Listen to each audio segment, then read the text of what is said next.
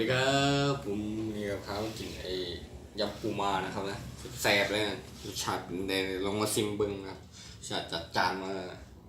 ครับเนี่ยแน่นๆเลยโอ้ยแฉะตันเลยนี่ม่วงมีทั่วผมมีแบบมีป่าแห้งผมจัดจานรสชาติเปรี้ยวหวานนะครับนะสร้างเสร็จปูมา3ตัวนะแซ่บ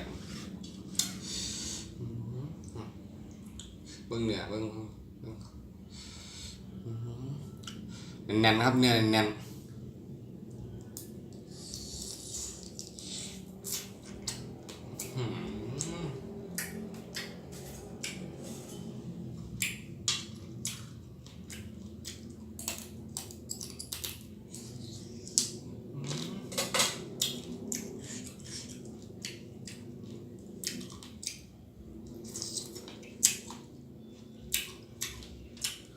ถ้าเป็นเดียวก็จะออกเปรี้ยวพอมีม่วงพอม่วงเปรี้ยวม่วงนำออกมาพอโอ้นี่ไข่เป็นเนื้อมันเดี๋ยว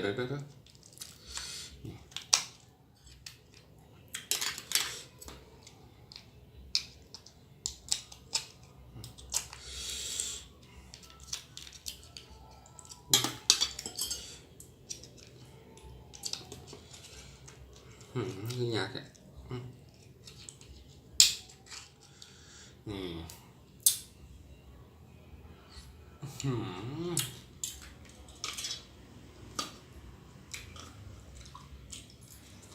ครับผมมันครับปูมาเบิ่งแน่นเลย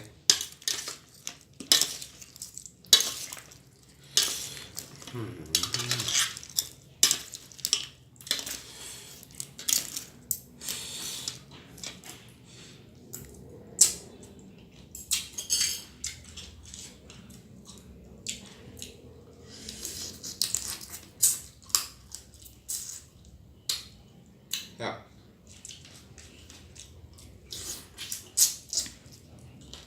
จิ้มนี่ออกเปรี้ยวหวานรสชาตินี่จัดจ้านตัดด้วยปลาแห้งตัดด้วยปั่นมะม่วงเปรี้ยวนะครับ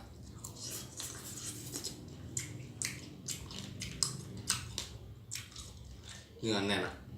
กรอบหวานเนื้อหวานเนื้อปลาปูมา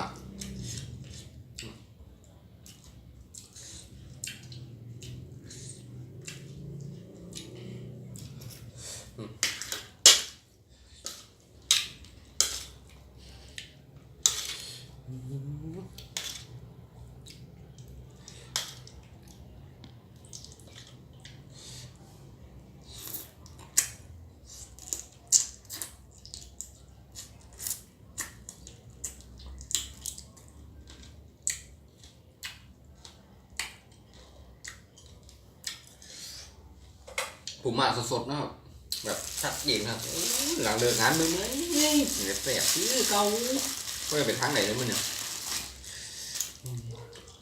ของข้าวเหนียวร้อนๆนะครับจิกแล้วได้พักผ่อนขายานะครับนะ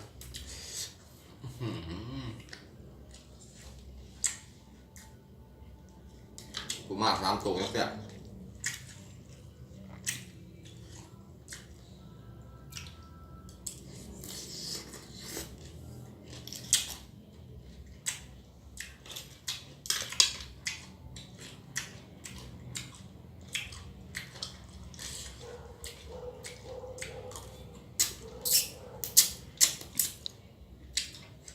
ครับเรื่อยๆนะ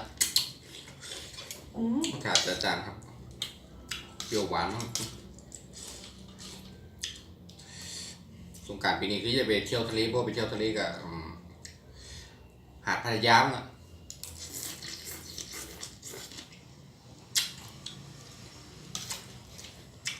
หาดไร่สิงห์บุรีรัมย์ก็โคราช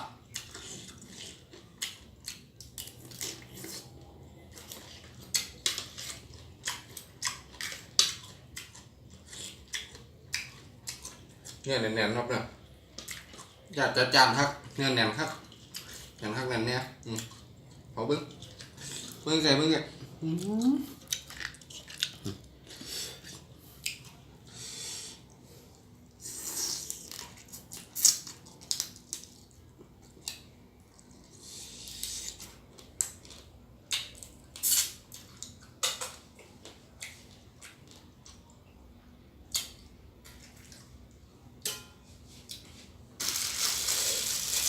ชัดเจนรสชาติจะออกแบบเปรี้ยวๆนะ50 บาทเลยนะมันหลายพอ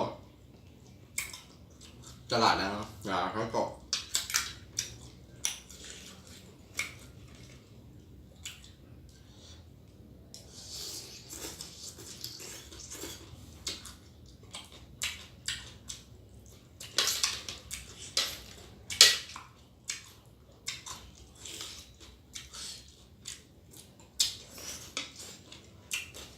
หอมปลาย่างหอมปลาย่างฟอง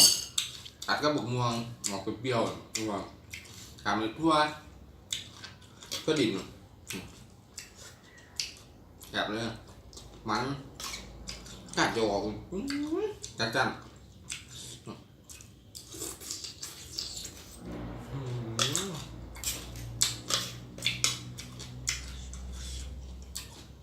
เนื้อแน่นๆเนาะ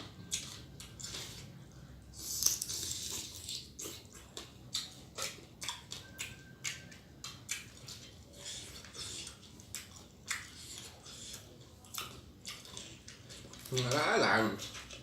ยุ่งกูนะ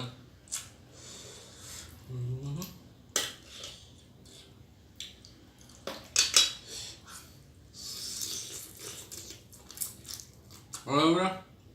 จับกินกันเนาะไม่ได้พอหนาดุน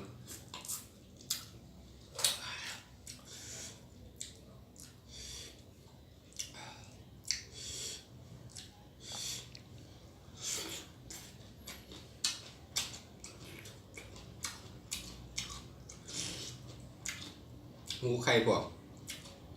หักเลยชัดเจนนะครับไข่พวกครับผม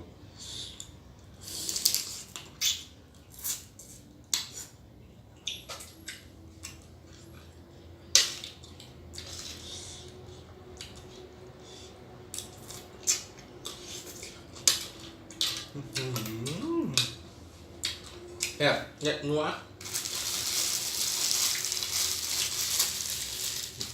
ข้าวเหนียวคำต้ม